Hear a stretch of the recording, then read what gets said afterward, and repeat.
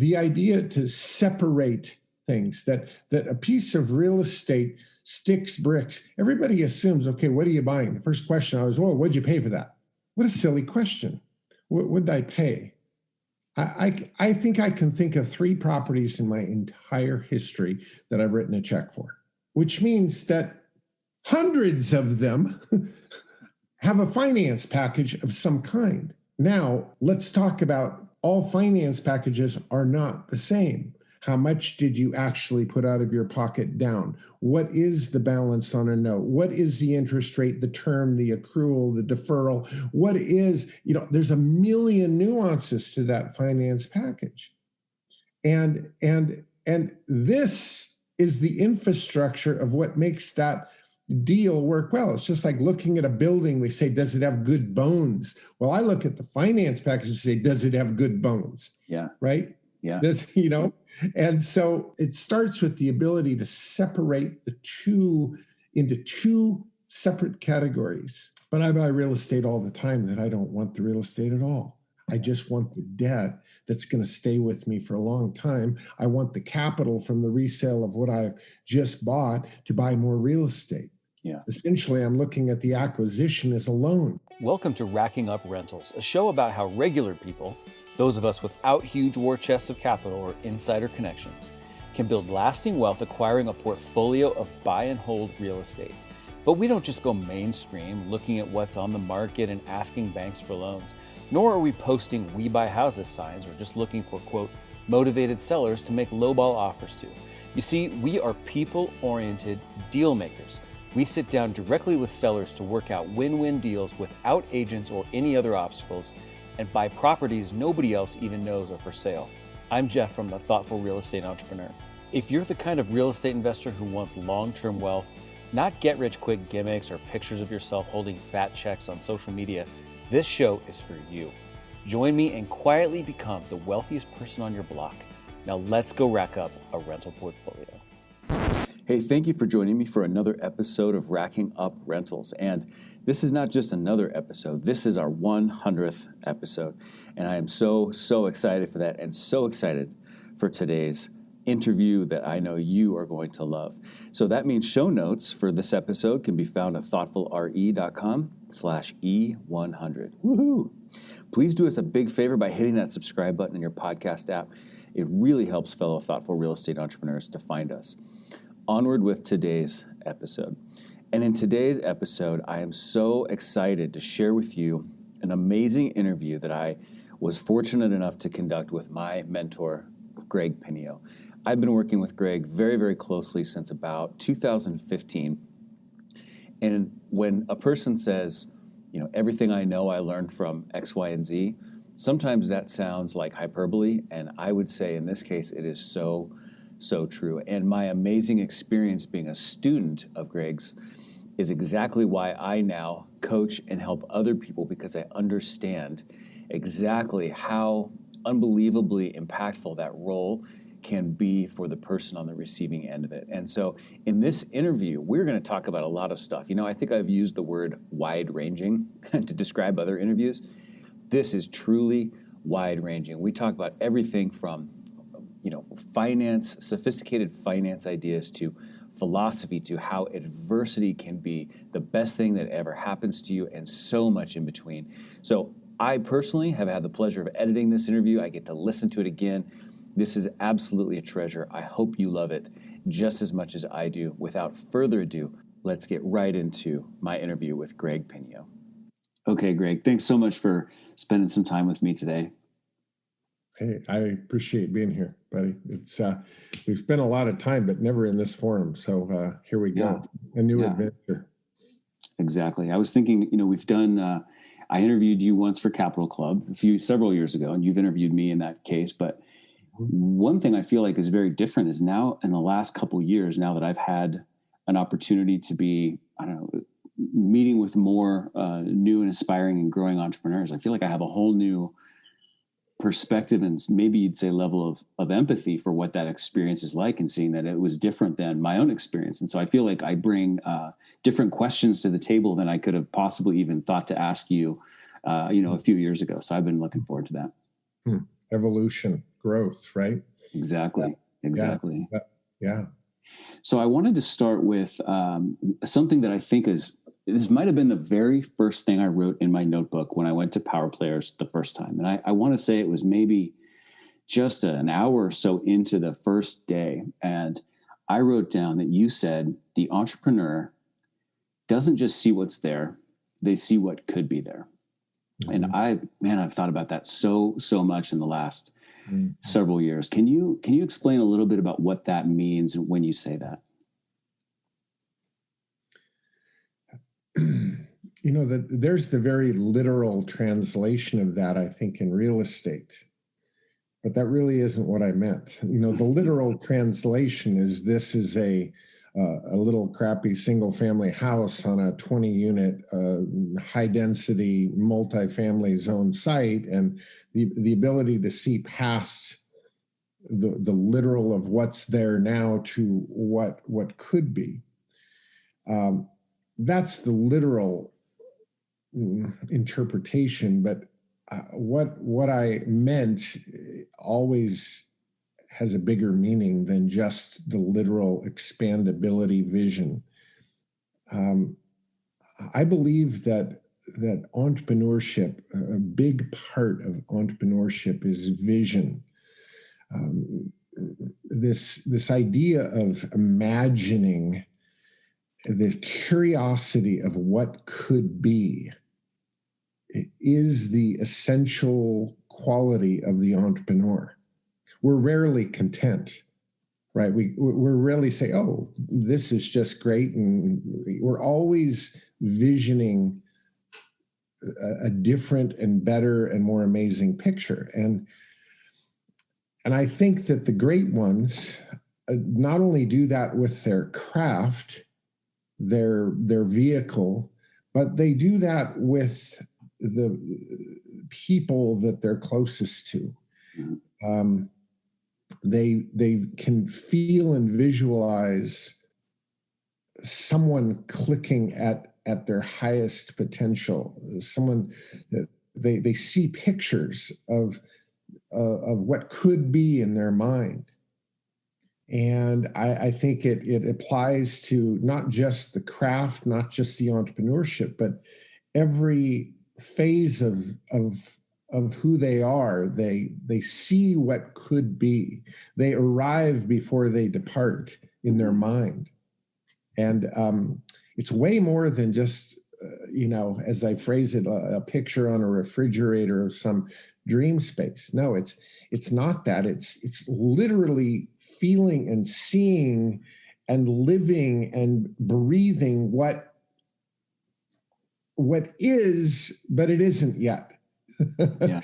It's a little delusional. You wonder if I'm dreaming or if I'm just being an entrepreneur at times.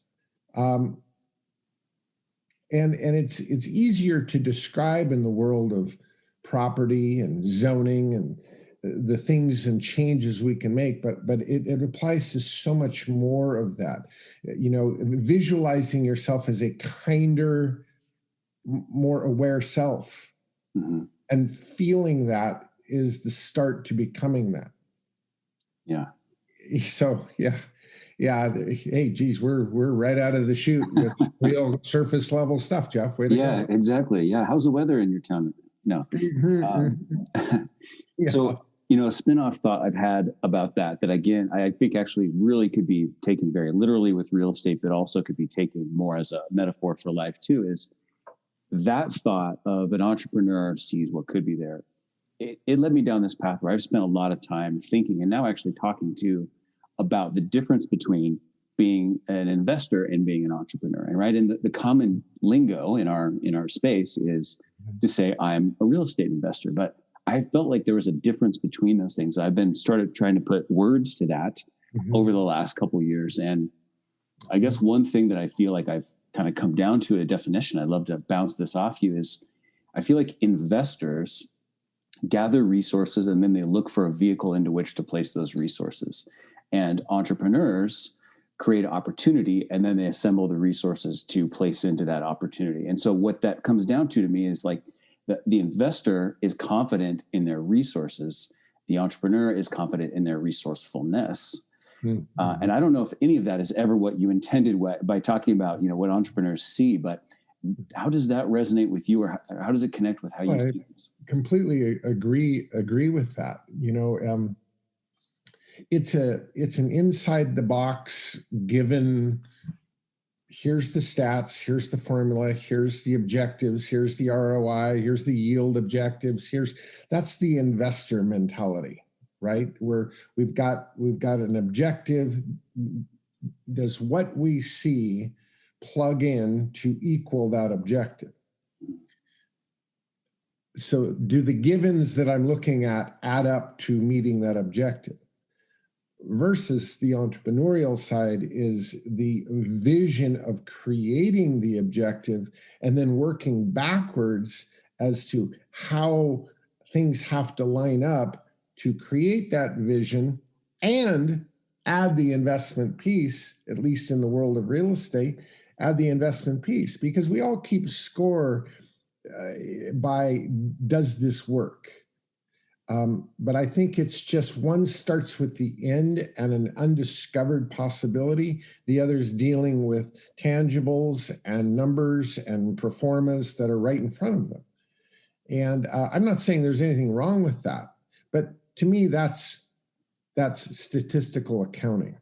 Yeah. It's pretty dry. It's pretty boring. It lacks the vision piece, the creation of something that isn't there.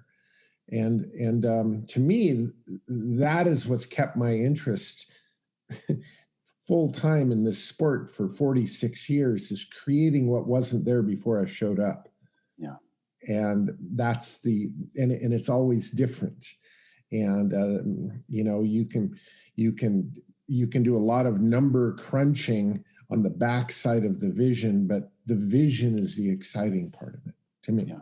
Yeah, absolutely. Yeah. One thing you pointed out to me about myself a few years ago, and by the way, just for everybody listening, for context, with the exception of taking kind of a breather for just a few months, Greg and he's been my coach for the last pretty much 6 straight years, right?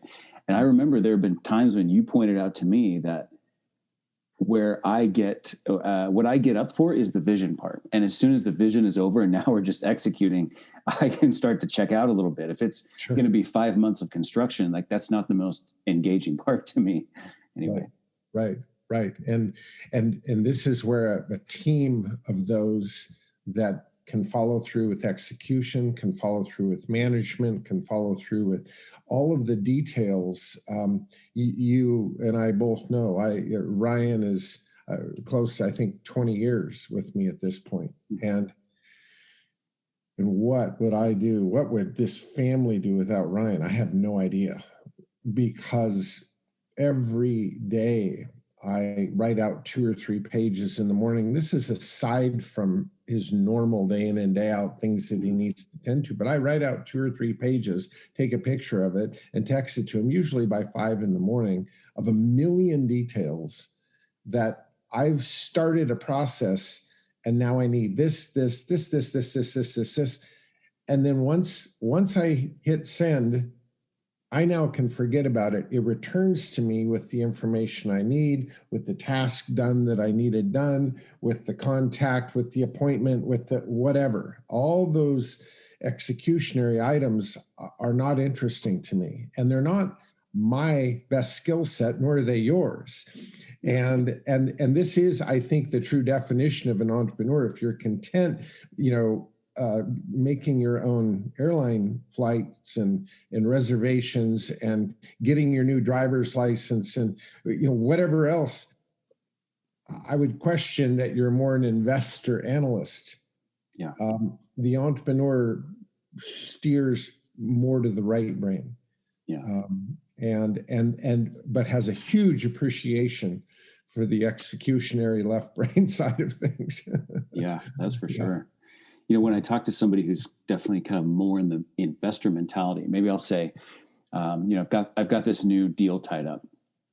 It's $850, $150,000 down. And, then they might say something like, Oh, well, it must be nice to have $150,000, in your checking account ready to go. And I sort of look at them and I realize, oh, wait a minute, we're not speaking the same language here, because you're assuming I have that money just sitting aside and ready to go.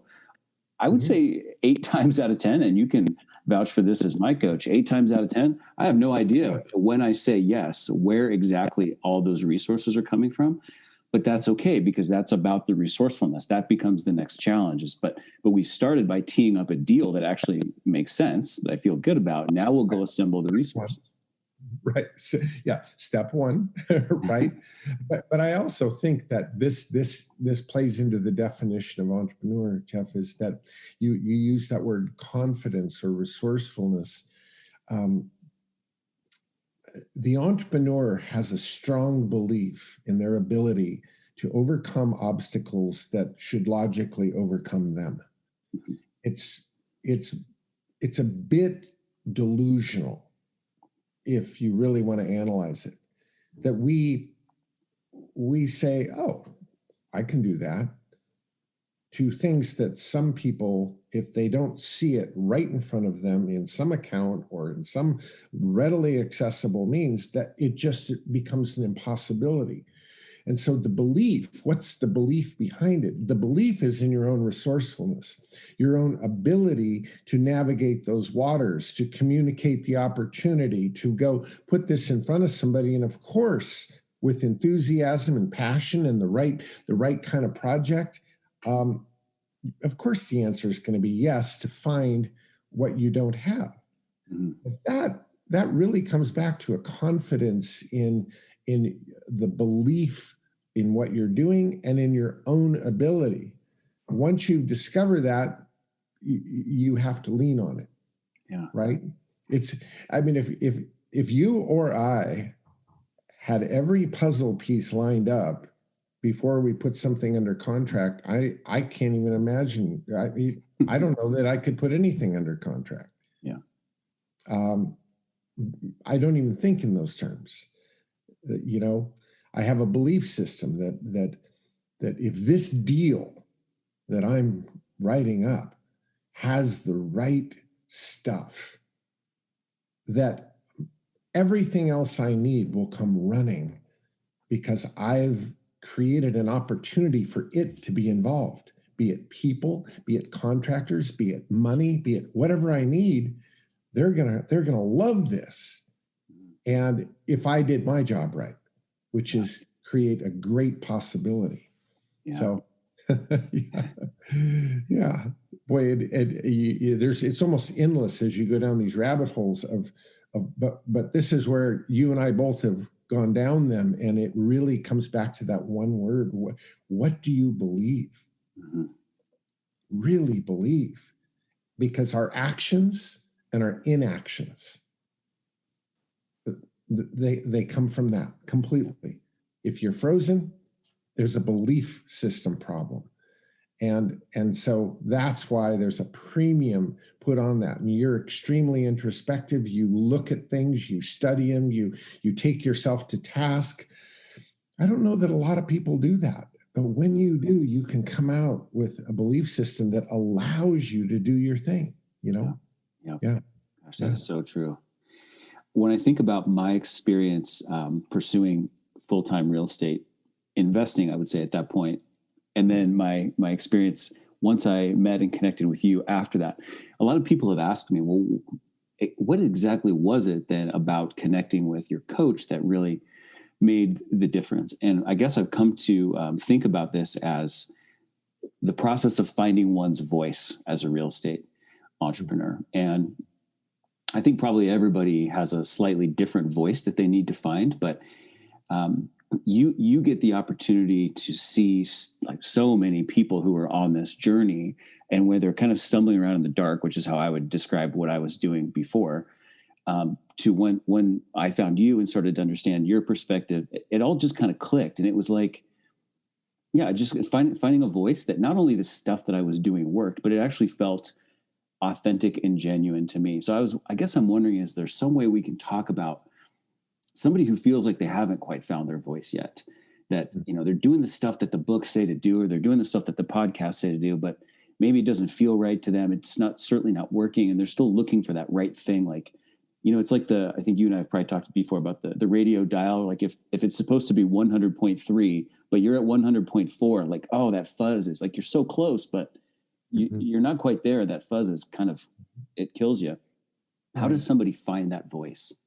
It's a tremendous question. And it is, if I have a role, you use the word coach. I don't know what the word is in my own mind. Joining someone in this journey is how I always looked at this. And so first step with, let's say we're together now. Okay. We're in this together. First step is always empty out your pack. What do we have to work with? Right. And that emptying out your pack part is a really important first step to seeing what is real in your life. What is true? What will you really go to bat with? That mantra that we started with, that I start with everybody, is question everything. It's what is the Twain quote? It's not what you think you know. I mean, it's what you think you know for sure that just ain't so, that's going to get you, right? That kind of sentiment. And so I go all the way back and go, tell me about you. And I can hear in someone's voice when they say, well, this, and I go, okay, convince me of that. I'm not convinced. Well, that's what I've always done. That is what I asked. I don't care that you've always done it. Is that you? Is that authentic? Is that sincere? Is it passion driven? And people are like, ugh, I don't even know. And this to me is, although it sounds so surreal and so far away, the reality is, anything you study about the formation of our belief systems, it's virtually done by the time we're 5. There's about 10% left to go until we're 20. And that's it. Okay, but the lion's share, the heavy lifting, we didn't even know what was happening. And we're making assumptions that the people in charge are qualified and on task. Well, of course they're not always, and they may be well-meaning, but you don't even need a license to have a kid. You know what I mean? There's no test, and all of a sudden, my parents were 20 years old. At least admittedly, they knew nothing. They had no fathers. They had alcoholic mothers, and now they're in charge of intricately wiring a hard drive that you will live with the rest of your life. Now, if you don't question that as an adult, you're an idiot, as far as I'm concerned. But it takes a lot of work to pull it apart. Yeah. And I think that this is where it has to start, because the metaphor I use oftentimes, Jeff, is that, here you become an adult and you get excited about something and you see something you really like and you're drawn like anyone else. You go, oh my God, I want to win the Indy 500. I want to win that race. I'm so excited about it. But what was installed in your head was a Volkswagen Bug. You could have your helmet on, you could have your gear, you could know the track, and there you are on the line, and they say go, and you hope you don't get run over. You don't have the vehicle in terms of your belief to do what you want to do. And I know this sounds very like, how do you even grab a hold of this? It's tough, but you know the story of the young kid. I'll do it in less than a minute. Of, I'm going to make a bunch of money. Man, when I make a bunch of money, I'm going to buy a Porsche. And I went through the drive-through. I think I got enough money, and can you give me my balance? And oh yeah, and they gave it to me. I went, that's enough money to buy a Porsche. And I went right down to University Porsche Audi, and I walked in, and there it was in the showroom floor, and I'm walking around it, and all of a sudden started feeling this, the only way, I've never had one except maybe then, this anxiety. I'm looking over my shoulder like I'm doing something dirty or something, like I'm wrong for even being here, and I didn't get it. And God, it overtook me, right? And I bolted from the showroom floor and drove 2 blocks in my truck, and I yelled at myself, what is going on? This should be a great day. You've worked hard for this. You've always wanted a Porsche. Here it is. And I couldn't figure it out. And I yelled, I'm leaving here till you figure out what's going on. And it's hard work to think about what you're thinking about. You know, you're thinking about what you're thinking. God, that's like pi squared or something, really difficult stuff. But I dug in there, and what it came down to was that I knew at some point my dad would see that I had this car. Okay, well, what's wrong with that? My dad would look at me and be highly critical, because he would ask, do you need this? Everything we ever had was, you don't get it and you shouldn't have it unless you need it. And I mean need it. You don't get new tennis shoes till there's holes in the bottom of these things. And then if duct tape will work, you keep going with that for a while. And it was this hard wiring that you should have what you need if you work hard for it.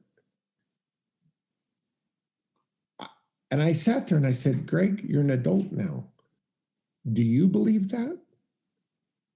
Do you believe that? And I went, no, I don't believe that. I believe I should have anything that I want if I'm willing to work honestly and hard for it. And that was such a departure from the way the messaging. Now, I don't blame my parents for that messaging, because that was a big upgrade from their life. Even feeling like you should have what you need was an upgrade. Yeah. They did their best. Anyway, that newly installed belief system, I literally wrote it out, taped it to my dashboard, and for a couple months, I just tried to reinforce this is my belief. Yeah. I didn't know what I was doing. I was 19 years old. And so this business of either ratifying your belief system, remodeling your belief system, or completely ripping it out and redoing it, it's tough work. Yeah. But it's the precursor to anything you may want to vision to do. You have to believe in order to even open the door to possibility. Yeah. So that's always step one with people, because when we get that clear and really have our belief system squared, then it's just a matter then of identifying what we want, creating intention after it, and let's go do it. Right? Let's go do it.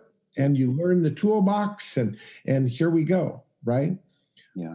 But without that, we're just stuck, right? Yeah. Yeah.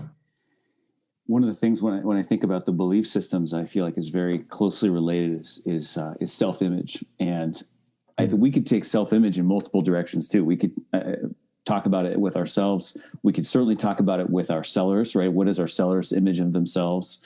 Mm-hmm. And how do we, utilize that as part of the recipe of what we're trying to do? But in thinking about ourselves, I think I would have literally said when I started working with you, like, I'm a 1 to 4 unit kind of guy. And it took you pretty directly saying, like, well, but why is that the case? And why is that the sandbox you've defined for yourself? And I would have never even really questioned that. I just sort of, I guess my overall self-image was, oh yeah, I do these things. They're not big, massive, super complicated, but I do things most people wouldn't do, but not, going above and beyond too far. But to be able to have somebody else hold that mirror up to you and say, well, this is how you're telling me you see yourself, but we have no idea why, is a challenging exercise to go through. But really, it's hard to do by yourself, I guess. I mean, the deinstallation of those beliefs by yourself is a tricky process. And Jeff, to me, that is the value of another set of qualified eyes and ears that has sort of worked through some of those things, to be able to even hear sort of a ceiling, recognize, well, maybe there was a day I had that ceiling myself, and kind of smile and go, okay, well, why is that? Because that's where your own journey can say, listen, if you can buy a house and remodel it, you could buy a 40 unit and remodel it. It's the same exact process. Yeah. And really believe it. And sometimes somebody else's belief in you that starts a process where you begin the questioning of, again, well, what do I believe? And see, it always comes back to you, though, to either ratify, remodel, or replace. And that constant process, it's not like we do this once. We're constantly doing this, as we should. Beliefs should upgrade. They should upgrade, and they automatically do with great results, but they should be in a process of upgrading constantly. That's the objective. As results redefine belief, our life should be upward and outward, constantly moving upward and outward, which is the opposite of how Thoreau describes most men leading lives of quiet desperation. They're stuck. Yeah. And so you've been willing, very willing to absorb the question and take it to task. I think that people hear the question oftentimes, but it takes real resolve to take it to task. It's hard work. Yeah. God, we work hard at so many things, and we equate hard work with some kind of physicality or progress. Look how hard I've worked. We've done all this stuff. See, it was this, now it's this. That's hard work. Yeah. How do you measure hard work that goes on in your mind? But it is the most essential task at hand. Because it's the most powerful tool we have. Yeah. It's the resource of all resources. And so time daily to work on one's mind, on one's beliefs. Wow. Very few people do that. And I think having someone push you has got to be of help. I really believe it. Yeah. I had AB my whole life. Every time I would meet with AB, it was just this mind collision, because he would go, oh, okay, well, what about this? And I go, it would be a new, inconceivable thought. But that's what got me thinking, and I was willing, like you are. So, yeah. So that's such a great segue to something I mentioned when we started, that I guess I now understand things or see things that I wouldn't have known a couple of years ago until I started kind of working with people a little bit more. And one of the things that has really confounded me is, real estate is such there's a lot to learn, right? And people get excited about learning about real estate. And I have really discovered that there's a massive swath of people who have this attitude that says everything you need to be successful in real estate investing is available for free or for $20 through a podcast or a book. You are an idiot if you are paying somebody for coaching, because everything you need is right there if you're, not so lazy as to just not, go get it. And what that it totally blows my mind. And I'm trying hard to sort of have this empathetic perspective and say, oh, well, okay, I guess I can see how you would feel that way. But it really, really confounds me, because sure, maybe you can figure out how to calculate NOI from a book, but that uninstallation or identification of a limiting belief, the uninstallation of that, the replacement or remodeling with a different belief, and then actually how that ties into maybe this $2 million deal you've never done before, how those things connect.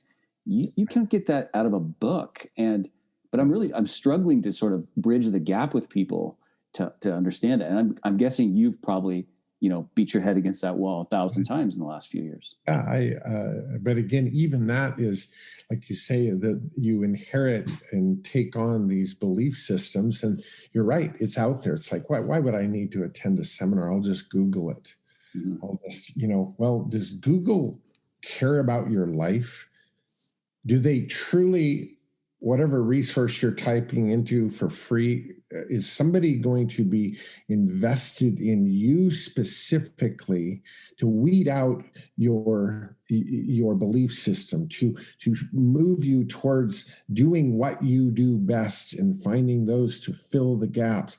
Your own personalized strategy. I'm not saying there isn't a lot to learn and available, and what a resource. We're walking around with a Suzalo library times 1,000 in our pocket every day. It's incredible. But it's apples and oranges. And I'll tell you something. I honestly, Jeff, can, without any question, and this ties into a different thing. And you're kind of going here. I'm going to have to take it here, but I couldn't imagine talking about real estate.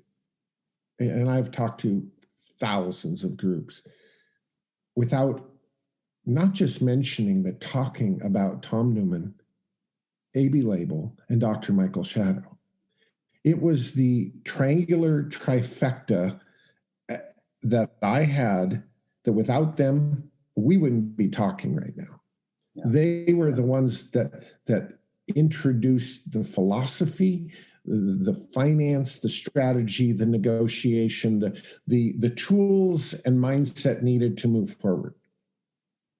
Without them, we wouldn't be talking. I don't even know what the hell I'd be doing. And so qualified voices,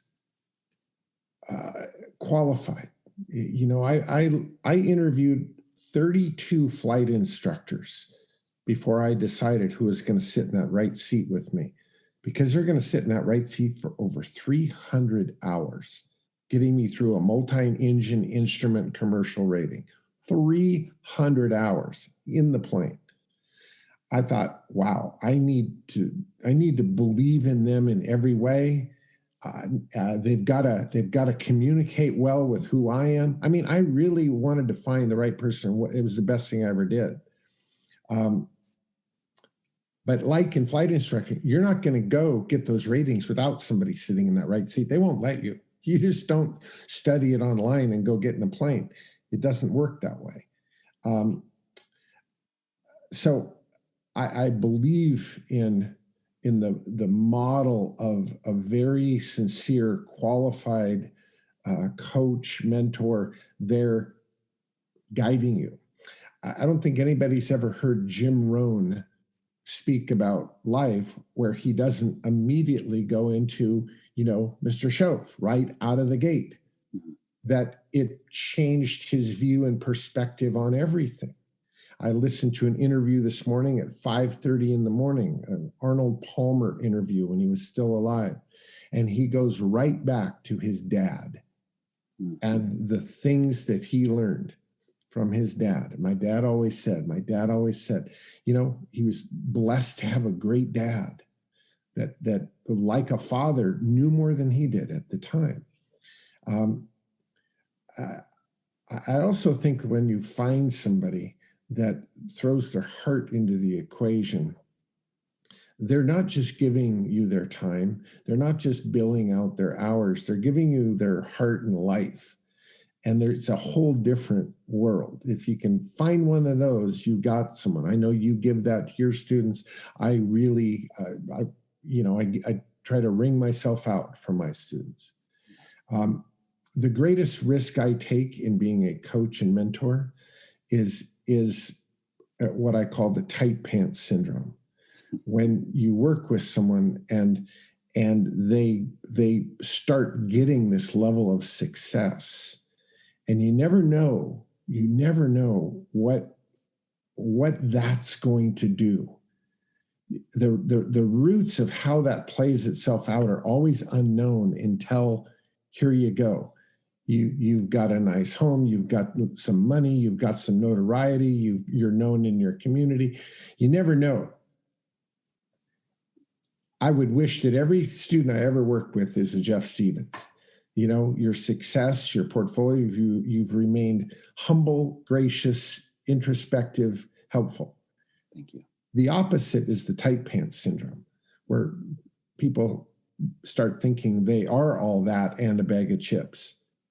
And they get arrogant and full of themselves and unappreciative. And that's a failure on my part. It rips me to shreds. And I've seen that 4 or 5 times. And I do everything I can to weed out that possibility of who I work with, because it's heart-wrenching. It's like watching your own kid become an idiot. It just rip you to shreds. But it's the risk any coach takes, I think. So I don't know how that tied in, but the great ones, who are the great ones? They're humble and they're confident. Those, the General Fogelmans, humble, very confident. Yeah. Not arrogant, not cocky, humble and confident. Yeah. Yeah. Yeah. When I think about Tom Abey and Dr. Michael Shadow, I've had the pleasure of meeting one of those 3, and unfortunately was not able to meet the other 2. But I know that between the 3 of them, they really armed you, so to speak, with a great balance of left brain and right brain skills. And I guess I feel like as I'm trying to continue to spread the gospel of what I've learned from you and what has worked for me, it really kind of comes down to those 2 things, like seeing that every situation is both left brain and right brain in nature. Mm-hmm. But that doesn't, I don't think, necessarily come naturally to everybody, nor does it come willingly. I think there's a lot of people who say, I'd really rather just have the deal analysis spreadsheet or calculator tell me what to do here, rather than using both the analytical and the negotiation people side of things. Mm-hmm. Mm-hmm. I can't even conceive of the idea of just doing business really in that one way. But I don't know. I'm trying to figure out exactly what my question here is. But is it possible that there are people who just really aren't a great fit for that, and they really should kind of stick to just, hey, maybe we do turnkey rentals and the spreadsheet spits out an answer and we deposit an earnest money check and we kind of go from there? Or should everybody be striving to be out in the arena, sitting in those living rooms, like the place that you and I like to be? I'll give you at least a take on that. I don't know that I know the answer, but having worked with so many, I'm going to use the metaphor, and what a terrible metaphor that no one will understand. But as you know, I was raised on the sport of handball, and to be an open class or a pro handball player, your left hand and right hand have to be equally strong, equally as accurate, equally as offensive. In other words, a pro handball player can go on a pitcher's mound and throw 80-mile-an-hour strikes with both hands, right? So the motion is fluid, it's strong. And I'm telling you, it is not natural to anybody. You start with a natural hand. I'm a natural right-hander. And I mean to tell you, for every ball I hit with my right hand, I'd hit 100 balls with my left, practicing that to be a good handball player, to be an excellent handball player. But it's hard. It is damn hard. I believe everybody is born with a natural left or right brain. You have a propensity, right? You have a passion too. Oftentimes, I'm very much in love with this. I really struggle with that. And because it's hard to develop your opposite brain, it's just like hard developing your opposite arm. Most people tap out. They just find a way within their own brain to work within a niche where that's enough. Mm-hmm. And unfortunately, now, so that's what I see normally. Unfortunately, if you are naturally right-brained in this business, in other words, you have these great awareness skills, these great vision skills, these great people skills, these good communication skills, you're a natural right-brainer. The world of real estate requires the left brain. Mm-hmm. The left brain is the investor, the yield, the cap rate, the NOIs, the numbers, the finance, the details. It requires it. There's no way to get around that. And so in our sport, The natural right brain person has to work a lot harder. Mm-hmm. There are left brain success stories out there who everything, I mean, they do deals over the phone if it fits a box, Mm-hmm. right? They don't even want to meet anybody. It fits this box. Yep. Okay, we'll send the purchase sale agreement to you. Sign here, DocuSign. They never meet anybody. They buy it based on stats. And if your stats are conservative and if you've done your research well, it can work. I've seen it work. There's greater potential and upside, and the finance terms that need to be explained and massaged will never happen with that left brain person, right? Yeah. Because they require a level of trust. They require a level of connection that the left brain person will never have just with that left brain alone. Yeah. And so the interesting thing in my mind is that the greatest left brain terms can only be created by a right brain connection person. Yeah. Right? I mean, being very practical, try to go negotiate a substitution of security clause and an exchange of note clause without ever meeting somebody. Yeah. No way. It'll never happen. No. There needs to be a level of trust and understanding and belief in that relationship that you will conduct these tools with integrity. I've never seen it happen just by here's our standard thing, sign it. People look at it and go, what is this? And that's it. The deal's done. So I believe that entrepreneurs, true entrepreneurs for the most part, start with very, very right brains. And then we work our butts off to really understand the left brain infrastructure, which is critical. I mean, people look at me and I do deal structuring and power players and they go, oh my God, you're like a math brainiac. Oh, no, I'm not. I'm a liberal arts major. I'm speech communication and English and poetry, for God's sakes. That's who I am about. This left brain stuff, I have worked my brains out. Mm-hmm. Understand it so that it is a fluent language. And that makes me what I think to be a very full entrepreneur, an entrepreneur with tools. Yeah. Right. Yeah. So sticking with the left brain, you and I, we could and probably would both really enjoy about 8 hours of just kind of going deep dive into these different Pinneoisms. But one that I think is so, I mean, gosh, they're all incredibly important, but it's hard for a lot of people that I'm trying to convey this idea to get is, in your words, that real estate is just the clothing that finance wears. Would you mind telling us kind of what does that mean? It's such a fascinating statement. Yeah, it is. When you and I've had this discussion many times, and you got it now. Why would I buy a piece of real estate that I don't want? Why would I buy this dirt and structure that I don't want it at all?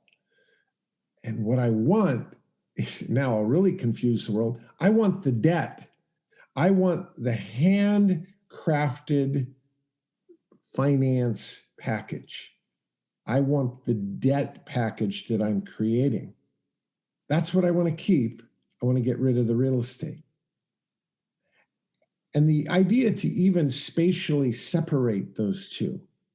And why would I want debt and not the real estate? I can hear people getting so confused. I can see it in their eyes, like, I want debt.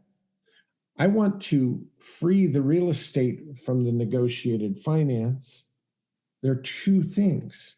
In every transaction, I look at sticks and bricks and dirt, and I look at the finance package that may initially come with that, but they don't need to be married long term.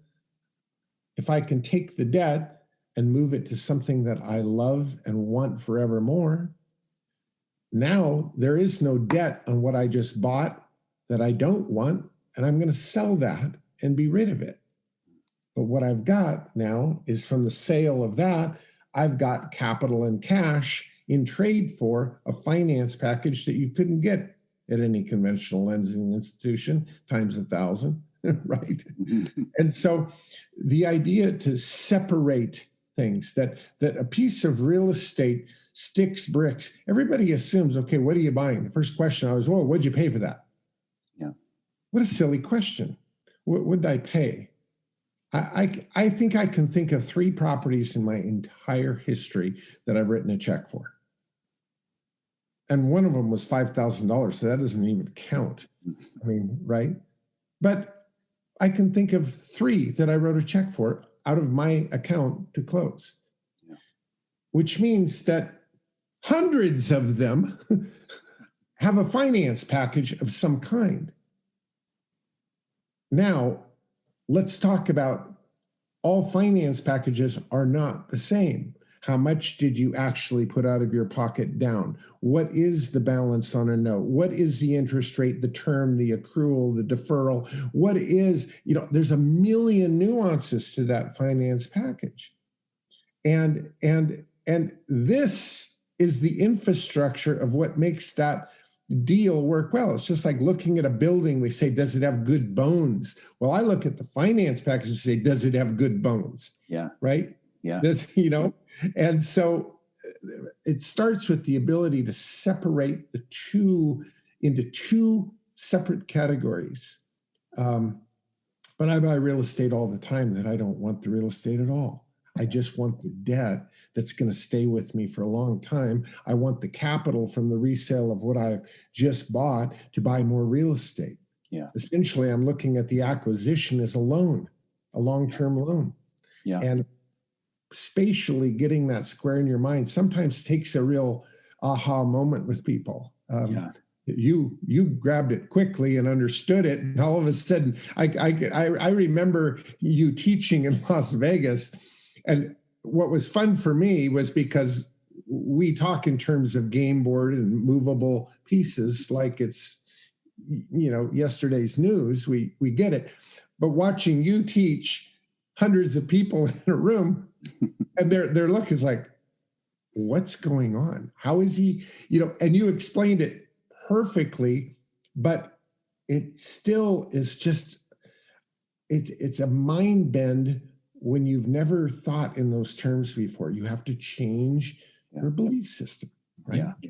Yeah. It is, I've been really working hard, but struggling for the last many months to just find ways to explain this in a way that people will understand, and my most recent iteration on this is I'm trying to use some kind of a baking analogy here, but everybody wants a plate of cookies that comprise this beautiful portfolio. So they go out and they buy a cookie, and then they go buy another cookie, and they buy another cookie. But I think what I'm doing is I'm buying a cup of flour, and then I'm buying a cup of sugar, and we're getting some eggs, right? And then maybe we get a little more flour, a couple more eggs, and pretty soon, like we're really more focused on the ingredients. And sometimes I see that loan as that's just the cup of sugar in this case. It's not the cookie in the end result, but it is a massive ingredient to what we're really trying to create. So it's almost like it begs the question: what game are we playing here? Is it the acquisition just of properties, or is it the acquisition of the ingredients of the portfolio we want to have? Right. It's difficult to. If I remember the very first time, and this was a handwritten stumbling exercise, but it was a very, very large note that was created on this property, and they had all the incentives in the world to not have this paid off. And so, of course, you need a substitution of security clause, right? I didn't want to pay it off, a long-term, low-interest note. But it was such a large one, substituting the collateral. So obviously, this was what was born of this was the exchange of note clause, the ability to take a large note and slice it up into smaller notes. And I drafted my best rendition. I ran it through an attorney. He said, yeah, okay, well, never seen this before, but this sounds as good as I think we're going to make it. See if you can get it signed. And I presented it and I got it signed. Okay, well, the day I sold that property, and now I was going to use the substitution of security and the slice and dice clause, I went into escrow. Now, this is the first time a very seasoned escrow agent had ever seen the slice and dice clause on a $1.1 million note. And I had it divided up in very odd increments, all to fit leverageable equity in various gaps in the portfolio, right? So an $86,000 note here, $172,000 here, and all these very odd numbers, but of course, all added up to $1.1 million, the same payment, the same interest, the same term, everything. And here's somebody that's done this for 30 years, but they had never seen this. And I must have tried to explain this 100 times. And then finally, I don't even remember what little metaphor I used, but it was just like you could see on their face, like, ding, light bulb. And it's like, I just got it. Yeah. I said, and I'm almost like, well, what did I finally say that helped you get it? Because I was really struggling. We're not paying this off. We're simply slicing it into small notes and moving them here and there and everywhere. And here's where we're moving them. And I got it. I got it. Sorry, it took me a while, and this is a seasoned veteran, which the reason I'm saying this is sometimes the most difficult people I work with are people who are brokers, real estate brokers. They've been in the industry a long time. And all of a sudden we introduce finance as I know it. And it's just getting past their own experience and belief system is literally like going through a concrete wall. Yeah. They just can't get their head around it. Whereas if you take a high school kid that doesn't know how to spell real estate, in 2 hours, you could teach it like falling off a log. Yeah. And doesn't that say how our hardwiring just controls what we do next? Mm-hmm. Whatever we do, whatever we don't do comes from our belief system. Yeah. And I've seen it over and over again. I even take on a new client. I go, oh my God, this is going to be tough. 15 years as a check the box broker. Oh boy, we've got some retraining to do, mm-hmm. right? Yeah. Yeah. Oh, so true. Sometimes people call me and they say, all right, I sent out a batch of letters and I got a call back, but the seller who called me back is a broker. And, what do I do? I'm never going to be able to negotiate something good with them because they've been in this business for a long time and they're pros. And I say, wait, step back and remember, like, they're experts in playing their game, but you're not actually playing their game. So don't give them more credit than is necessarily due, that they're going to understand your game. But you need to enter this relationship knowing that they're going to have a frame that's, 15 years set in concrete of like, here's how it works. But don't expect that they're necessarily going to understand what your internal game plan is. So I don't know if that's making sense, but like, don't assume that your opponent, just because they've been in quote real estate, is going to understand what you're doing, because it's just a different game. It is a different game. Yeah. No, I just am amazed. I smile a lot going, oh, okay, well, I know what I'm up against here. I can see it. I can feel it. So, okay, you get used to how you navigate around that, how you even talk about it, right? And sometimes that's an introduction to a seller to say, I have to imagine that in your mind, you have a route planned out from here to here. You see it going this way because it's the only route you know. You type it into your phone. Oh, here's the highway to get from here to here. We see the blue line. That's it. I'm going to get you to here. I'm going to get you here with more money, less time, less tax exposure, but it's a different route than you've ever looked at. Are you willing to have that conversation? And that's where it starts, but it sets the stage up front that we're going to explore a different route that I think is a better route for you. And it's a route too that I can get my head around. Yeah. And off you go. So you learn to handle that pre-existing mindset proactively up front sometimes. Yeah. It sets the stage that we're gonna get to the same place. We're just gonna go a different way. Yeah. You know? Yeah. A quick question. I don't know what your time constraints are. I'd love to keep chatting if you are available. I'm great, Jeff. And Okay. and I say that for you, and I really mean it. It's no, I truly I appreciate what you're doing. It's a bit like it's like it's like being near or around, or at least the thought of being near grandchildren, right? Because it's always a highlight for me that someone that I've had this kind of role with and grown into great respect and friendship with, to have you taking it out there now, although I may never meet who you talk to, I'll feel as though I'm somehow related, because it means a lot to me that you're teaching as you should. So thank you. Thank you. Yeah. I appreciate So that. no, I'm good. You tell me what I can do. Okay. Well, I thought one thing that would be kind of fun to talk about, that maybe on the surface seems sort of like the opposite of left brain finance package. I'm buying this property just for the loan I've negotiated. And I would say it's not necessarily opposite, but to some they might think so. And that's the topic of romance.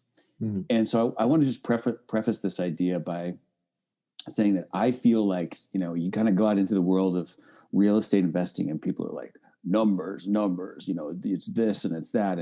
And I've really come to have an appreciation for romance and quality from you. And what the little portfolio I had when I started working with you was not full of romance, but now I place such a high value on that, to the point where, like, the deal that I'm acquiring right now. Mm-hmm. I am almost hesitant to tell my sort of community about it afterwards, because I don't think most of them are really going to understand. Because it's like, on the surface of just straight numbers, is there cash flow? No, there's not really cash flow. Okay, are you getting it at a good price? Yeah, pretty good price. But like, it's not really for all those reasons. It's more for some of the intangibles of what that type of property represents in that location. It's long-term perspective. It's very difficult to articulate. So can we talk a little bit about the importance of romance in a property? Well, two very quick comments about this bird. We've already talked about it. This bird doesn't get talked about until it's closed and done. Second of all, I would disagree with you that once you announce to the world this latest bird, there will be a huge understanding and appreciation for it, regardless of what the numbers look like, and which really is the segue into my point. There's shelter, there's food, there's water, and there's romance. Every one of those things is absolutely essential to life. Essential to life. You can have your shelter, you can have your food, you can have your water, and be the most miserable, sorry human being on the planet. But you throw romance into the equation and you have a kick in your step. You have a reason to get up. You have a spark in your eye. You have something that you're interested in. Romance is an integral part to life. And everybody on some scale and in some way understands its value. Unfortunately, in the world of left brain numbers, no value is placed on that. And I can show how short-sighted that is in the world of real estate. You take two buildings, they're on exactly the same size lot, the exact same zoning, in exactly the same street. One is right next to each other, and the exact same net operating income. So the NOI is absolutely the same. Why is the 1926 turn of the century gorgeous brick building way more valuable than this piece of shit 2-story 1958 walk-up? Why? Romance. One's more beautiful. Oh, well, so then we should go to our calculator and our HP and we hit the beauty button, right? No, there's no such beauty button. And therefore, this idea of cap rate not taking into account romance. One sells at a 3 cap, the other sells at a 5 cap. Why? They've got the same NOI. Beautiful. That's why. Romantic, drawing, which really is another way for saying rare. Yes. Rare. And what's rare has always been valuable. And so to me, when you set a building in a great piece of architecture in an unbelievable location with views, okay, all those things have nothing to do with left brain numbers. It's beautiful architecture. It's beautiful setting. It's got a beautiful view. Then it's a block to the best wine bar, coffee bistro, and the dog park. Well, all those things are very subjective things, and yet to say they don't have value is just ridiculous. Absolutely ridiculous. And I, you'll see as you work more and more with people, you start with a portfolio of what they have. I'm telling you, it's a rare thing to not see a portfolio where I look at when I actually physically do a day on the street with somebody and I'm looking at every property they have. I can't tell you how many times I go, why the hell did you buy this? Who had a gun to your head that said, buy or I'm going to pull the trigger? This is just dog shit in the world of any kind of life or romance at all. It's utilitarian shelter. It might as well be a FEMA trailer, for crying out loud, And so when we really focus on neighborhoods and why don't we? Everybody knows this. Why does everybody go to the middle of nowhere crap? Because, well, you can't get a good deal here. Everything's so expensive here. Nobody sells here. You see, those are all belief systems. And when I hear those, I go, boy, I'm so glad you have those, because you won't be any traffic in my way, because I'm only going there. And I don't look for what's for sale. Everything's for sale. And I'm going to go and I'm going to root out the things that really have heart value, right? I couldn't imagine, I have never lived in a home since I was 19 years old that I couldn't see 50 miles. Because view and outlook, I can look right through that window right now and see Mount Lemmon. Those kinds of things are why we wake up in the morning. They're what are essential to us. It's why our environment. And it's not just an analysis of real estate, it's an analysis of your life. We've had this discussion about the clothes you wear, that 1968 911T Porsche that would cost the same as a Ford Taurus. Why the hell would anybody drive a Ford Taurus when you could drive a 1968 911T that feels like you, or an old Ford Bronco that feels like you, or you know what I mean? Yeah. And yet we get thrown into this box of saying, this is how it's all supposed to be. And it doesn't fit. It doesn't inspire.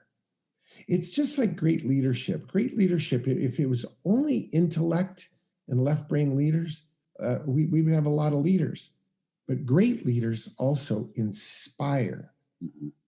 And now all of a sudden we got a different thing. See, the word inspire is a subjective word like romance is. It's not an SAT test. It's not some practical measure of yield, cap rate, or numbers. It's the secret sauce to life and real estate and anything worth having. If you don't have it, you are at a loss. Yeah. And so because it's a magnet that draws people, it becomes in real estate a wild card. Mm-hmm. A wild card. And I hunt for those wild cards because once I've got them under contract, once I own them, oh boy, now I'm in control because I know everybody in the world wants what I have. Right. That is the definition of demand real estate. I can own 7/8 of this country and nobody wants it, right? But when I've got what everybody wants, I'm in the driver's seat. Right. Which is really the interesting bridge between romance, which just feels so, I don't know, touchy-feely and just in your heart. But that's where it bridges actually financially resilient, because that's the thing people want, right? It's less elasticity in the demand for that romantic property. And that's why I just think it's just such a fascinating relationship between those two things. Like Absolutely. the heart becomes the brain almost in a weird way. It absolutely does, Jeff. And it's and from a negotiating standpoint, you're in the best place in the world. I mean, I just worked with a student at a 900 square foot house, 900 feet, 2-bedroom, 1-bath of super cute 1928 construction, 900 feet. They thought it might be worth $750 in a crazy market. I said, oh no. No, we're gonna play this game differently. And we got $990,000 out of that house. And then, because it was one of 4 of them within a block that we were going to sell, we started with the cutest one first to establish a comp base. And now what does that make the 1,100-foot one right next door worth? You see what I mean? Oh, yeah. And so one at a time, and this is negotiation, but what was the basis of that leverage? Romance. We've got rare, we've got romance, we've got everything everybody wants. And if you don't sign up, believe me, do you see the line down the street? Mm-hmm. That's the place I want to be in with anything I own, be it I'm selling it, being I'm renting it. I want to pick my next person, my next decision among many that want it. You know, when you've got to take the tenant that rolls up in the lowrider blacked out windows, hands out with chains around his neck and pays you in cash, and you think, well, I should take this. I know I shouldn't, but I got to because it's been vacant for 6 months. You know what you have there. Yeah. When you have to take any tenant that comes along, you did it to yourself because you own a building that the only one that would move in here is a cockroach. You did it. Yeah. I want the opposite. I want buyers that are standing in line, tenants that are, falling on themselves with applications that look like they just came out of Harvard to get in. That's what I want.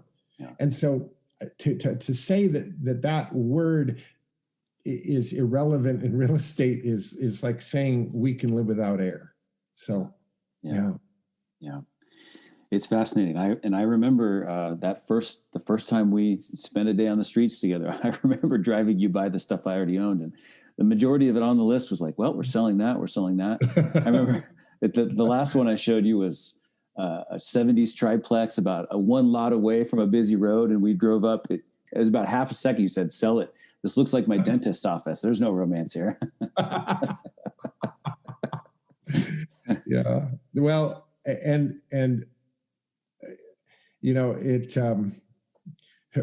what I think about with that, Jeff, is after 46 years of doing this full time, it's all I've ever done. I am very opinionated. There's no question about it. And quite honestly, some can't take it. Some tap out. They go, oh man, this is too brutal. I don't like excuses. I don't like understanding or hearing why it didn't get done or can't get done. But I never drive anybody harder than I drive myself, and my heart is in the right place. If we're going to have to make an evasive turn, okay, let's do it. Let's rip the Band-Aid off and start going the right direction. And all I can ask for is willingness. I think of you, of course. I think of Lindy and Brett. I think of people who have allowed me to move them in a positive direction, and who, once they've got there, have remained humble and helpful. Mm-hmm. Oh God, like I say, the painful part is when they've gotten there, and then all of a sudden they're self-made. Oh my God. If I ever hear anybody say that, I'm going to wring their neck, because none of us are. Yeah. None of us are. Let's start with God made us first. Second of all, he puts people in our lives. And if we're humble, we grow. And if we're arrogant, I get afraid for people when they get arrogant, because I know the next step, and it's going to hurt. Yeah. It's going to be lonely, and it's going to hurt. And so I don't know. I think you appreciate this, but if you can take somebody that's willing, like me, for 46 years and say, listen, if you just would please press in and listen, you could do what I've done in 46 years in 10. And you're an example, Jeff. You're not even 10 years into this yet, but you're there. And your wisdom is much, much greater at an earlier stage in your career. I had to learn I was the first guy in the door for all this stuff. I got shot a lot because I just was trying things nobody would try. They had to be perfected, but now that they are perfected and there's a lot of thinking and thought and history behind them, you get to this place and now it just gets exciting. It's like, well, now what do you want to do? You've already gotten to where I've gotten in 46 years. So what does your next 36 years look like? Right? Yeah. That is what's exciting. Yeah. So that segues, I think, really nicely to kind of the last, I guess, broad category I was hoping we could talk about a little bit, which I guess the overall headline I put on this is the value of adversity. And you, unlike any person I've ever met, has an attitude of we're not trying to avoid adversity. We're not trying to just tolerate it, but that there is actually something to be embraced in adversity and appreciation of the person it helps us to become. And I see, I guess I talk to people and I ask, what do you want to do? Well, I want to be full-time in real estate. But pretty soon I start to see, though, that brings me to another expression I've heard you use many times, which is how high does the hurdle have to be before you'll kind of back down? And it turns out, I think the hurdle doesn't have to be that high in a lot of ways. And so I know that you've learned to love what others will barely even tolerate. And can you speak a little bit to just, people say, gosh, well, if I start, I might make a mistake. I might lose some money. I might fail. And it's like, yeah, you might. But is that necessarily a bad thing? So if there are people who are listening who are afraid of that next step, I don't know, how do you help them reframe in advance what adversity can mean for their development? Yeah, this is this topic, Jeff. This topic is about as personal as it gets to me, because I don't think, like anyone, I don't think I started out as a kid going, let's bring on adversity for all these reasons. I don't think anybody does that. I've learned the value by having to deal with certain things, things that I brought on, things that miscalculations. But what if I were to start with the end in mind? As life went on, I developed a mantra that goes with me everywhere, and it's interesting as you sort of track what that means, it all adds up. The mantra is simply that growth is the grail. That is my number one objective, that every day I'm growing. Sameness is the enemy. I mean, if you were to look at my plane, it's written right on the side of my plane. Growth is the grail. Sameness is the enemy. Okay, well, if growth is the holy grail, how do we grow in the most substantive, real, and long-lasting way? Answer: adversity. Adversity has the ability to create and form character and strength and perspective and philosophy like no time of goodness ever has created. Times of comfort and 72 degrees create apathy. They create weakness. Adversity creates a hard look at yourself. It creates the real answers. It creates the real truths, whether you like them or not. And it creates a resolve that says, if I can hang in here, I will be better for this. And then you become better. And pretty soon, as you become unafraid of adversity, you actually switch it up and go, bring it on. It's like, I'm alone here, but this is the good stuff. This is where you learn to love what most people won't tolerate. And that is a quote of my dad's. That if you can do that, you've now created something very rare, very resilient. And this isn't like with a mean chip on your shoulder. It's an inner strength where nothing moves you. You're solid. And the only way to create that is adversity. I have resolved that I've slept well in a handcrafted bed in a house that cost me $8.3 million to build. 8 years of effort, unbelievable oceanfront, gorgeous home with a handcrafted bed and side tables, and that's me. Why am I comfortable there? Because I had to come to terms with who I am in a cot in a prison cell. Are you the same guy? And I know I am. I make my list before I go to bed. I'm up early. I'm on it.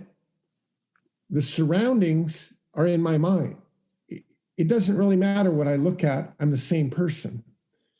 And I think that arriving at a place of strength like that is leaning into adversity and recognizing that this is an opportunity. This is a tuition. Don't waste it.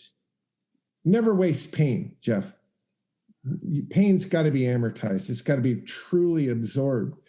And if we recognize it that way, if we truly believe that, we now, I don't say we go seeking adversity, but as things heat up in different parts of our life, we calm and embrace it, and we look for the lessons, because there are lessons. There's ripe, low-hanging fruit for just the taking if we're willing to look at it and look at ourselves honestly. If the objective is know thyself, and that in that comes your greatest power, there's no way to know yourself and the world around you short of adversity. Yeah. There just isn't.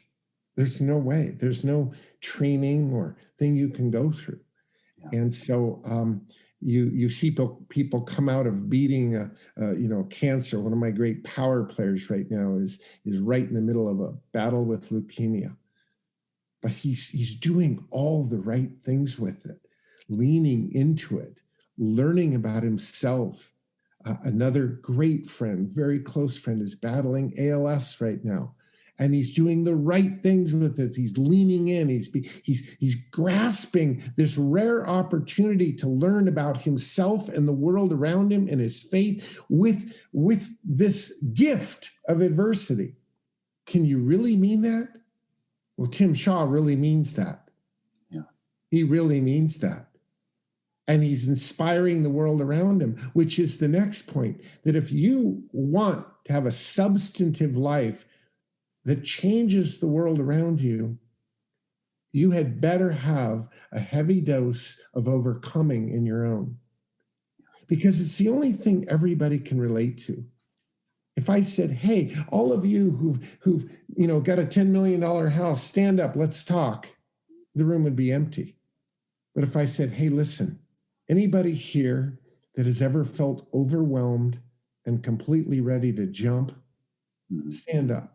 Let's lean in and talk. The whole room would stand up. You see, adversity is the common thread. It's the human condition. It's what we all understand in different ways and in different levels. And sometimes it's only an internal conflict, but conflict is a part of living. And so if we can embrace it and use it as our greatest teacher, now we become the results of the benefit of that.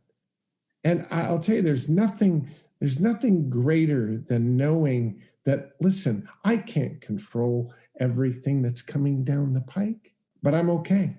Mm-hmm. I can handle it. Yeah. I don't have any worries. People are like, geez, aren't you all freaked out about this COVID thing? Not at all. Not at all. It's not that I'm downplaying its reality and it's terrible what's happened and many people have died. But am I afraid? No. One, I know where I came from and I know where I'm going. And two, if this gets difficult, bring on the lessons. Mm-hmm. Yeah. Because there's a chapter there that I haven't read. So let's learn it. Let's go deeper yet, Yeah.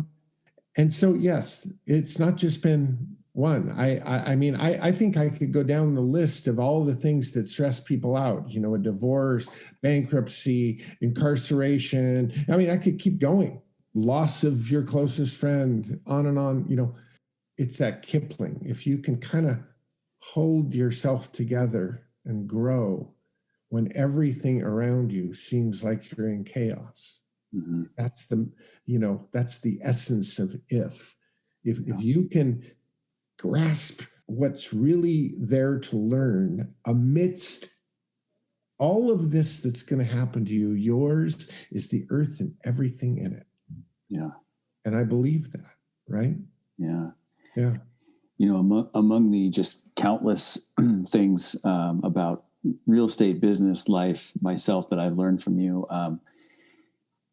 the one thing that always jumps out, and it's something I'm working on a million miles from mastering, but the idea that there's only one person who gets to decide if I'm okay, and that's me. And that it's so easy to feel like, oh, I'm okay if the outside effects are, creating the conditions for me to be okay. But it's like, no, that's, I actually get to decide if I'm okay. And that's easier said than done. I can assure everybody, but as I think onto that, Jeff, with the outside conditions, we live in a world nowadays, and it's tragic, I think, especially for undeveloped minds and people trying to find who they really are, is that we live in a world of comparison. And it's Photoshop comparison. It's how do I rate with a world that looks better than mine? And I think the greatest tragedy to your own growth is when you start comparing yourself to any other person around you, right? That the measure is you against your best self, you against your finest potential. And if we can keep it within those parameters, we grow and grow in a healthy way. The minute we look outward, which the whole world wants us to compare and look outward, the minute we do that, we're doomed. Yeah. We're doomed. Yeah, there aren't enough filters to make your life look as beautiful as what's out there, right? And so then this depression that sets in young people, this suicidal tendencies, this I got to look happy all the time, but I'm really miserable. This unauthenticity that is happening in our world of pretty faces and photoshopped crap. It's not real, and anything that's not real is not sustainable. And if it isn't sustainable, it dies. It's that simple.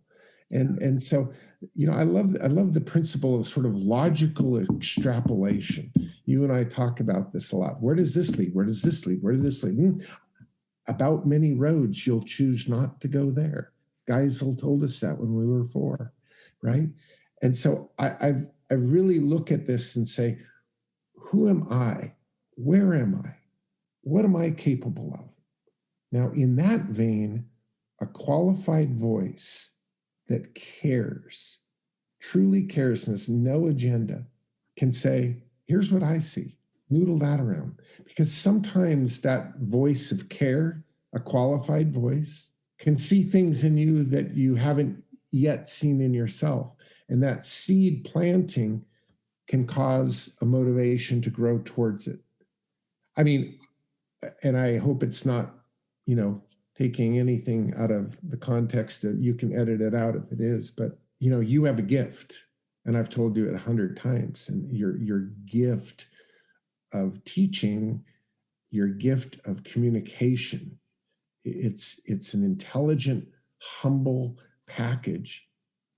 And the vision I have is that the world experiences your gift. The world. I can picture you in a coliseum, teaching, inspiring. And so of course, as your coach, whenever you're doing something that is insignificant and detailed, I try to remind you your gifts are in front of people, inspiring, discussing, exchanging. Anything other than that, Jeff, and that's not the vision. And hopefully that consistency of messaging pushes you to consider bigger and more amazing ways of putting yourself out there. I had that voice in my head since I was 7 years old up until, he was 88.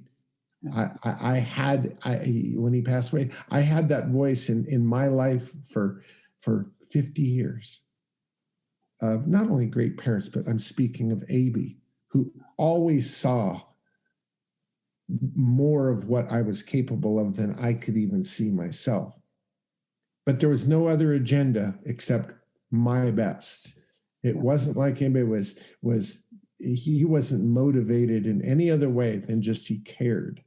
And so that audience of one, you alone know the bright spots, the weak spots. You alone say when you quit and when you keep going. And I have that quiet voice in my head all the time, when those around, I saw a post, year and a half ago. One of my students, actually, a guy that I threw my whole heart into, posts this thing. It's like, this ship is burning down, blah, blah, blah, blah, blah. My voice says, oh, that's interesting that you might think that. But I say when the ship is burning down. Yeah. I say when enough's enough. Not you, not anyone else. Yeah. I say when I tap out. I'm the only one that says when I tap out. And if you know that I'm 8 billion miles away from tapping out, I hope you enjoy eating these words at some point in the future. Yeah. That's the voice in my head. I say when things happen. Yeah. Yeah. That's one of the tight pants that bothers the shit out of me. But it's the risk you take in putting yourself out there. You give away pearls. Some people take them and think they're all that in a bag of chips. So just the way it is. So as I think back on this last, hour and a half or so, I think it's a great example of something that, you and I have talked about in private a lot, which is that like when a person learns about real estate, they tend to get pretty excited, and it starts to make them want to ask maybe some bigger questions about how they're spending their life. And it opens the door under the sort of guise of ostensibly we're having a conversation about real estate, but are we really having a conversation about real estate? And I think that this last hour and a half or so has been very much like that. I mean, did we talk about real estate? Yes. At the same time, though, we're talking about the person you become on the entrepreneurial path is just as important as the portfolio you're growing in. Yeah. So I hope that people, it's like, good luck finding that in a book, right? That just doesn't happen without human interaction. So I'm so grateful for not just these 90 minutes, of course, but for the last several years of having these conversations together. I had a similar opportunity yesterday with a great young entrepreneur, and to discuss for about an hour, and it went in a similar direction that I think we're going to have to schedule another one of these to do pure left brain. I went, well, let's do it. That's the easy part. I can do left brain very well. So if that could help, you bet. So maybe we'll have to do a pure left brain one sometime, Jeff. Yeah. Well, so you've got a massive array of ways that you can help people, from Capital Club, sort of an easy weekly way to stay in touch with you, all the way through the immersive multi-day experiences of power players. So for those people who want to learn more about how to get involved with you and what you're doing, what's the best sort of entry point to do that? Yeah. Well, to me, because this is the non-scalable human side of things, if ever you want to just give me a call, I'm always happy to talk. And so, I'm happy to give you my phone number. It's on our website. I mean, I do this thing for the exchange of human connection. Yeah. That's it. That's why I do this teaching part of my life. That's why I do it. And so short of that, I always want to know who I'm teaching, who I'm working with. I don't care if it's a Capital Club weekly call, or if somebody wants to consider a day on the street or power players or something like that. So to me, that's where it starts. And they could give me a call, 206-226-7777. Or, of course, you could go to the website, the Core Company, COR Company, the Core Company, but communicate, exchange. If we don't have that, in my opinion, we don't have anything. I don't want to deal with faceless people who click and go off. Believe me, if someone goes online and buys some education, I promise you'll get a call from me within 24 hours, because I want to know who I'm teaching. Yeah. And so you have to enter your information to buy anything of ours. That means if you didn't call me before, I'm going to call you, which again, it's not scalable, but this is a passion thing for me and has been. I started teaching, Jeff, in my late 20s. I'm 63 now. So I started teaching at Seattle Pacific University, and I still am in touch with those students in those years at the university that I taught. It's personal. It will never not be personal to me. And so, yeah, Greg Pinneo, look me up. You'll find me, and I answer my phone. And there's only one number. It's the same number my wife has. So, there it is. So thank you so much for taking so much time to be with me. I know it's incredible value for everybody listening. I can't wait I get the pleasure of actually going back and editing it, so I get a chance to listen to it again easily. So thanks again so much for doing this. You bet, buddy. Well, I hope you enjoyed that incredible interview. Every time I talk to Greg, I get so much out of it, and we could have entire coaching conversations that are about numbers and sticks and bricks and finance and substituting collateral and all this real technical stuff. And then the next coaching call, we could be talking about life and vision, and I get just as much out of it every single time. So I hope you enjoyed that half as much as I did. And that is it for today's special 100th episode of Racking Up Rentals. Show notes for today's episode can be found at thoughtfulre.com/E100. Please do us a big favor by hitting the subscribe button in your podcast app and rating and reviewing the show. Did you know that we have a Facebook group for thoughtful real estate entrepreneurs too? It's called Rental Portfolio Wealth Builders, and we would love to have you join us there. Just go to group.thoughtfulre.com and you'll be redirected right to the page. If you liked this episode, please take a screenshot of it and post it to Instagram and tag us. We are at Thoughtful Real Estate. I will see you in the next episode. Here's to 100 or more additional episodes coming right up. Until then, this is Jeff from the Thoughtful Real Estate Entrepreneur signing off. Thanks for listening to Racking Up Rentals, where we build long-term wealth by being win-win deal makers. Remember, solve the person to unlock the deal and solve the financing to unlock the profits.